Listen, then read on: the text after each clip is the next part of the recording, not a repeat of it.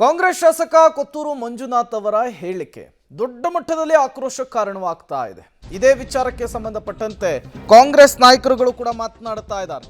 ಶಾಸಕ ಕೊತ್ತೂರು ಮಂಜುನಾಥ್ ಅವರ ಹೇಳಿಕೆಯನ್ನ ಸಮರ್ಥನೆಯನ್ನ ಮಾಡಿಕೊಳ್ತಿದ್ದಾರೆ. ಸೈನ್ಯಕ್ಕೆ ಫ್ರೀ ಹ್ಯಾಂಡ್ ಅನ್ನ ಕೊಟ್ಟಿದ್ರೆ ಪಾಕ್ಗೆ ಬುದ್ಧಿ ಕಲಿಸ್ತಾ ಇದ್ರು. ಸೈನ್ಯದ ಬಗ್ಗೆ ಯಾರೂ ಅನುಮಾನವನ್ನ ವ್ಯಕ್ತಪಡಿಸಿಲ್ಲ. ಸೈನಿಕರನ್ನ ಕಾಂಗ್ರೆಸ್ ಯಾವತ್ತೂ ಕೂಡ ಅಪಮಾನವನ್ನ ಮಾಡಿಲ್ಲ ಅಂತ ಹೇಳಿ ಕೊತ್ತೂರು ಮಂಜುನಾಥ್ ಅವರು ಪಕ್ಕಾ ದೇಶಾಭಿಮಾನಿ ಅಂತ ಹೇಳಿ ಸಾರಿಗೆ ಸಚಿವ ರಾಮಲಿಂಗಾರೆಡ್ಡಿ ಅವರು ಹೇಳಿರುವಂಥದ್ದು.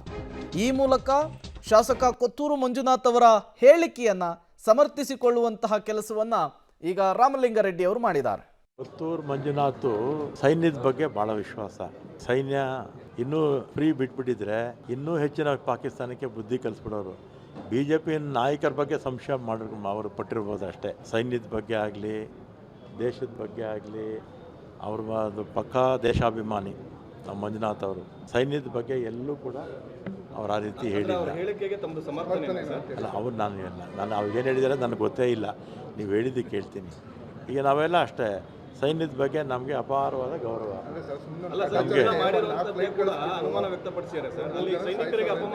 ಈಗ ಇನ್ನೊಂದೇನೆಂದರೆ ಸೈನಿಕರಿಗೆ ಕಾಂಗ್ರೆಸ್ಸಿಂದ ಯಾವತ್ತೂ ಕೂಡ ಅಪಮಾನ ಮಾಡೋ ಪ್ರಶ್ನೆನೇ ಬರಲ್ಲ.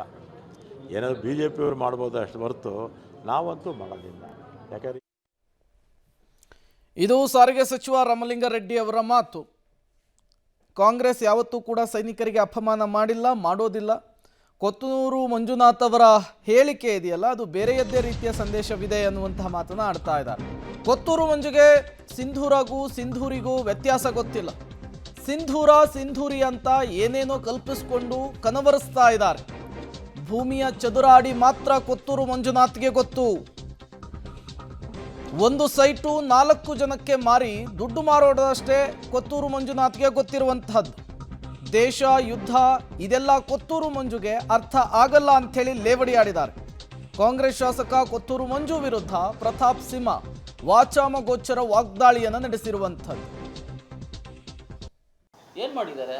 ಸುಮ್ಮನೆ ಬೂಟಾಟಿಕೆಗೆ 4 ಫ್ಲೈಟ್ ಮೇಲೆ ಕಳಿಸ್ಬಿಟ್ಟು ಬಂದ್ಬಿಟ್ಟು ಇದು ಮಾಡೋದ? 26-27 ಜನ ನಮ್ಮ ಭಾರತೀಯರಿಗೆ ಗಂಡಸರು ಸತ್ತರಲ್ಲ, ಆ ಹೆಣ್ಮಕ್ಳಿಗೆ ಇದೇನಪ್ಪ ಪರಿಹಾರ ಕೊಡೋದು? ಆ ಹೆಣ್ಮಕ್ಳಿಗೆ ಇದೇನೇ ನೀವು ಸಮಾಧಾನ ಮಾಡೋದು? ಆ ಹೆಣ್ಮಕ್ಳಿಗೆ ಇದೇನ ನೀವು ಗೌರವ ಕೊಡೋದು? ಏನು ಮಾಡಿಬಿಟ್ಟಿದ್ದೀವಿ? ಅಲ್ಲಿ ಹೊಡೆದ್ಬಿಟ್ವಿ, ಇಲ್ಲಿ ಹೊಡೆದ್ಬಿಟ್ವಿ. ಯಾರು ಹೊಡೆದಿದ್ದಾರೆ ಅಂತ ಏನು ಡಿಕ್ಲರೇಷನ್, ಯಾರು ಸತ್ತಿದ್ದಾರೆ, ಏನಾಗಿದೆ, ಏನು?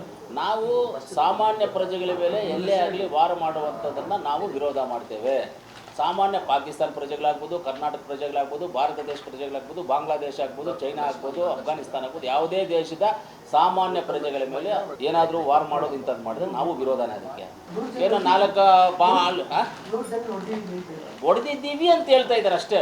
ನನಗೂ ನೋಡಿದ್ದೆ ಟಿ ವಿನಲ್ಲಿ, ನೀವು ಹೇಳಿದ್ದೆ, ನಾನು ನೋಡಿದ್ದೆ. ನನಗೇನು ಬೇರೆಯವ್ರು ಹೇಳಿದ್ದಿಲ್ಲ. ನಮಗಿಲ್ಲಿ ಸುಟ್ಟರುವಂಥ ಉಗ್ರರು ಯಾರು? ಅವ್ರು 4 ಜನ 5 ಜನ ಬಂದವರು ಎಲ್ಲೋದ್ರು?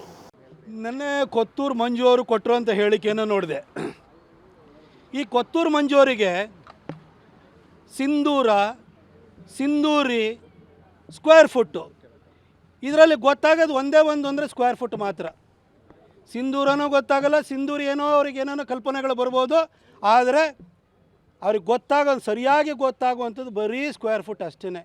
ಸರ್, ರೈತರ ಭೂಮಿನ ಕಬಳಿಸ್ಕೊಂಡು ಲೇಔಟ್ ಮಾಡಿಕೊಂಡು ಸ್ಕ್ವೇರ್ ಫುಟ್ಟಲ್ಲಿ ಮಾರಾಟ ಮಾಡಿ ಒಂದು ಸೈಟನ್ನು 4 ಜನಕ್ಕೆ ಮಾರಾಟ ಮಾಡಿ ಕಾಸು ಮಾಡ್ಕೊಳ್ಳಿ. ನಿಮಗೆ ಸಿಂಧೂರಿಗೂ ಸ್ಕ್ವೇರ್ ಫುಟ್ಟಿಗೂ ಡಿಫ್ರೆನ್ಸೇ ಗೊತ್ತಿಲ್ಲ.